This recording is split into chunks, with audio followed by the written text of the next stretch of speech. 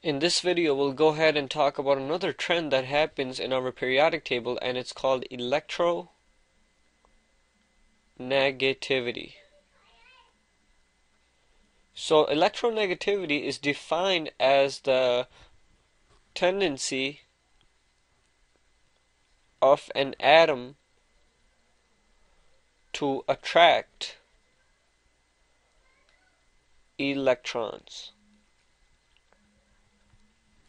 So the tendency of an atom to attract electrons. So let's take out our periodic table and let's paste it down here.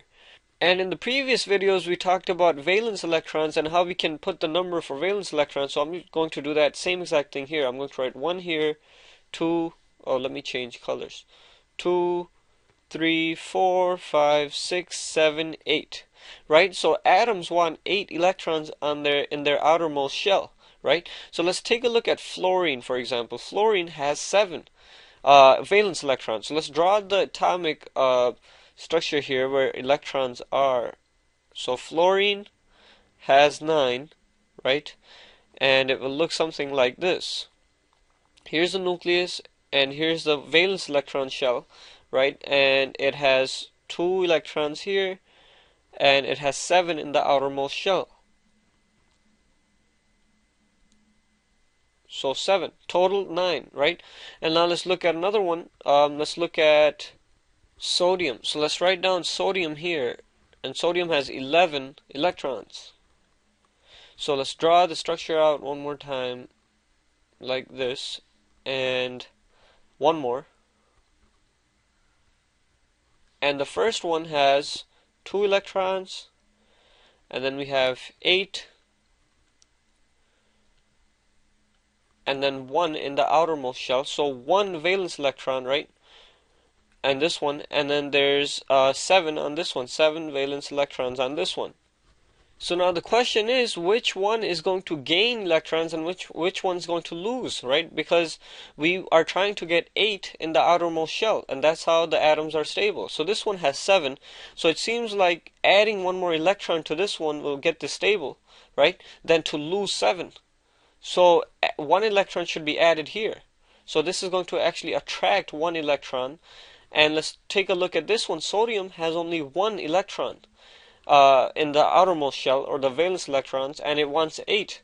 So is it easier to get rid of that, or is it easier to gain 7 more? Well, it's easier to get rid of, right? So I'm going to write get rid, and I'm going to write gain here.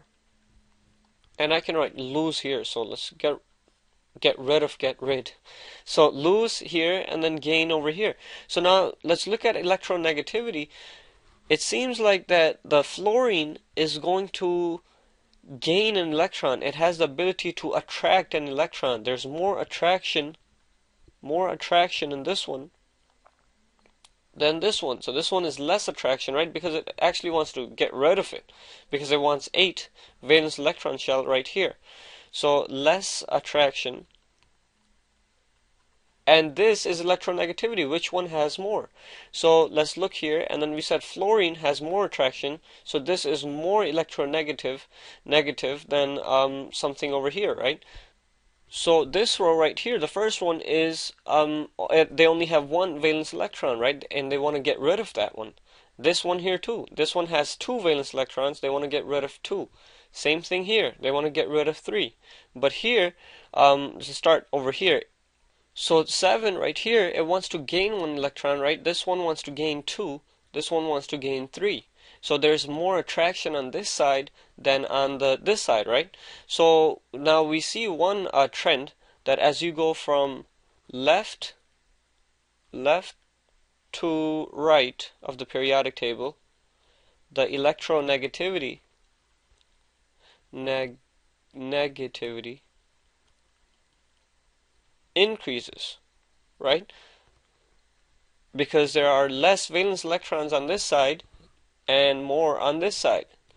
So now the other trend is going up and down, right? What happens as something goes from top to bottom? So let's look at an example of lithium and sodium. So lithium, let's write down here. Actually, let me paste the periodic table here so we don't have to keep going up. So lithium has lithium has 3, and then sodium has 11. Notice they both have 1 valence electrons. So let's draw out lithium. So this is lithium, and this right here is sodium.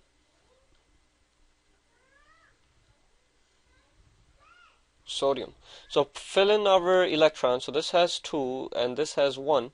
So 1 electron in the outermost shell here, and then over here let's fill in our electrons. So this has 11. So 2 go here, 8 go here, and 1 goes outside. So same thing here, 1 in the outside shell. So if they both have the same number of valence electrons, what do we do? Well, in this case, we look at the distance from the nucleus to the outermost electrons, or the valence shell, right? So valence electrons. So over here we have 1 shell, right? Let me change the colors. So 1 here, and then 2 here. 2 shells here. In this one we have 3. 2 and 3. So the distance here is more distance, and here it's less distance. And when there is more distance between the atom and the valence electrons, there is less attraction. So let's write that down, less attraction. Here the distance is less, so the attraction is going to be more attraction. So using these things we have written down, let's come up with a trend. So let's go back to our periodic table. So here's lithium right here, and sodium's here, and we said sodium has less attraction and lithium has more attraction. So we can say that as you go down the periodic table, the electronegativity decreases, and as you go up, it increases. So let's write down this trend down here.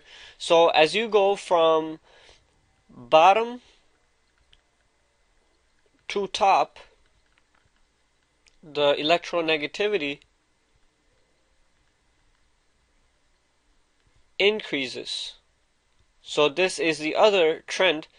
So using this trend and the other one we just did right here, going from left to right, oops, there should be a T here. So left to right, the electronegativity increases. So using those two information, we can draw a line through the periodic table which goes something like this. So electronegativity increases going from the bottom left corner to the right top corner. And notice this is the same trend we saw in ionization energy. Ionization energy also increases in the same direction. The only thing that was different is radius, the atomic radius, and that's the opposite direction. So the only thing that's opposite is going to be the radius, and everything else is in the same direction. So hopefully now you understand what electronegativity is and how to apply it in problems we do in school. So this is it for this video. We'll see you in the next one.